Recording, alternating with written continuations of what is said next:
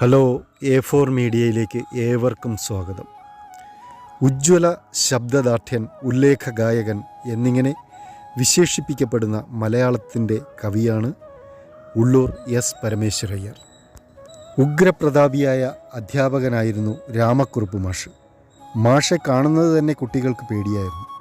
ഒരിക്കൽ കുറുപ്പ് മാഷ് കല്യാണ സൗഗന്ധികം ആട്ടക്കഥ ക്ലാസ്സിൽ പഠിപ്പിക്കുകയായിരുന്നു. അപ്പോഴതാ ഒരു വിദ്യാർത്ഥി മാത്രം ക്ലാസ്സിൽ ശ്രദ്ധിക്കാതെയിരിക്കുന്നു. രാമക്കുറുപ്പിന് വളരെയധികം ദേഷ്യം വന്നു. എന്താ ക്ലാസ്സിൽ ശ്രദ്ധിക്കാത്തത്? മാഷ് ആ കുട്ടിയോട് ചോദിച്ചു. ആ കാവ്യം മുഴുവൻ ഞാൻ പഠിച്ചിട്ടുണ്ട്. അത് വിശ്വാസം വരാത്ത അധ്യാപകൻ അതിൽ നിന്ന് ചില ചോദ്യങ്ങൾ കുട്ടിയോട് ചോദിച്ചു. എല്ലാത്തിനും കിട്ടി കൃത്യമായ മറുപടി. അധ്യാപകൻ ആ വിദ്യാർത്ഥിയെ തൻ്റെ ഗുരു കൂടിയായ വൈദ്യനാഥ ശാസ്ത്രികളുടെ ക്ലാസ്സിലേക്ക് മാറ്റി.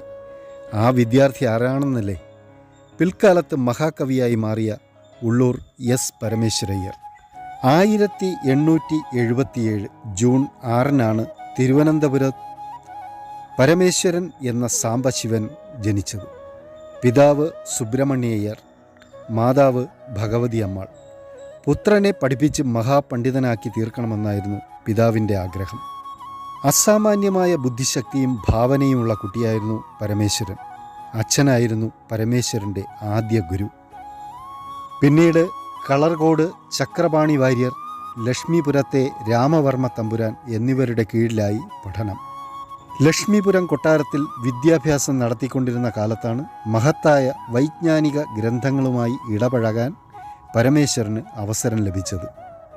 മകന് ഇംഗ്ലീഷും അറിഞ്ഞിരിക്കണമെന്ന പിതാവിൻ്റെ ആഗ്രഹഫലമായി അദ്ദേഹം പരമേശ്വരനെ ചങ്ങനാശ്ശേരി ജില്ലാ സ്കൂളിൽ ചേർത്തു.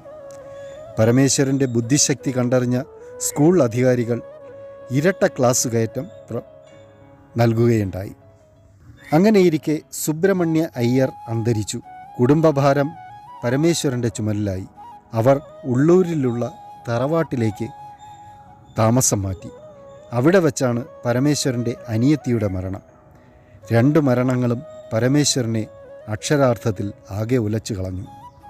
ദാരിദ്ര്യവും കഷ്ടപ്പാടും ആ കുടുംബത്തിൽ നിറഞ്ഞു നിന്നിരുന്നു. എങ്കിലും എന്തു ത്യാഗം സഹിച്ചും മകനെ പഠിപ്പിക്കണമെന്ന സ്നേഹമയിയായ മാതാവ് തീരുമാനിച്ചു.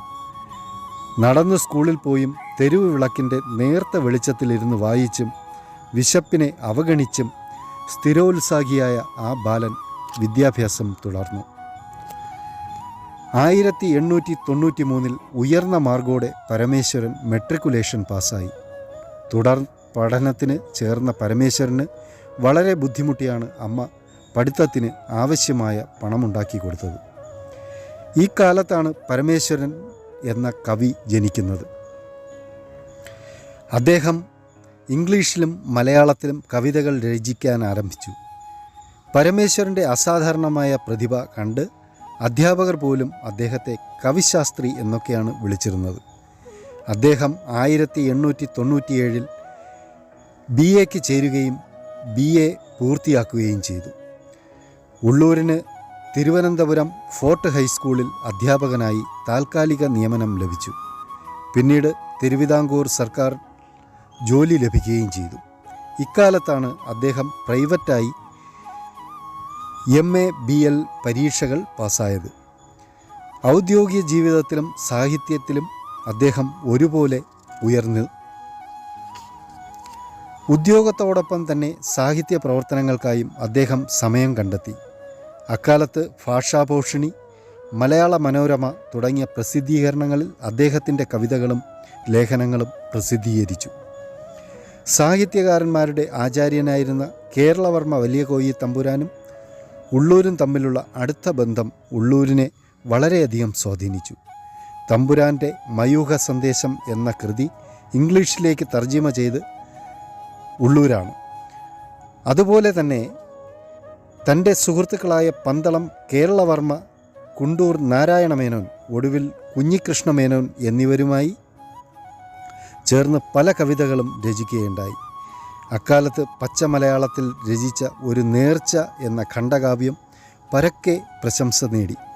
അതുപോലെ പ്രാചീന കൃതികളായ കണ്ണശ്ശ രാമായണം, രാമചരിതം തുടങ്ങിയ കൃതികൾ വ്യാഖ്യാനത്തോടുകൂടി അദ്ദേഹം പ്രകാശനം ചെയ്തു.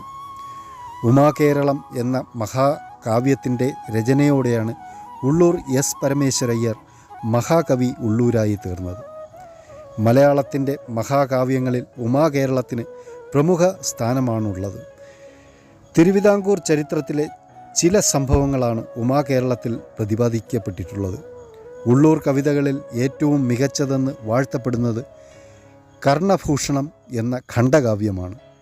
പിങ്കളയും സഹൃദയരുടെ പ്രശംസയ്ക്ക് പാത്രമായ ഖണ്ഡകാവ്യവുമാണ് അമേരിക്കൻ എഴുത്തുകാരിയായ മിസ് മേയോ ഭാരതീയ പൈതൃകത്തെ അവഹേളിച്ചുകൊണ്ട് എഴുതിയത്. ആ ഗ്രന്ഥത്തിനുള്ള മറുപടിയായിട്ടാണ് ചിത്രശാല എന്ന ഖണ്ഡകാവ്യം. ആർഷഭാരത സംസ്കാരത്തെക്കുറിച്ചുള്ള കവിയുടെ പ്രഖ്യാപനമായിരുന്നു ആ കാവ്യം. ഉള്ളൂരിൻ്റെ ദുരനുഭവങ്ങളും വേട്ടയാടിയിരുന്നു. ആദ്യം അനന്തലക്ഷ്മി അമ്മാളെ വിവാഹം കഴിച്ചു. അവർക്ക് ഒരു മകളും ജനിച്ചു. പക്ഷേ 1903 ഭാര്യ അകാല ചരമമടഞ്ഞു. 1905 വീണ്ടും വിവാഹിതനായി.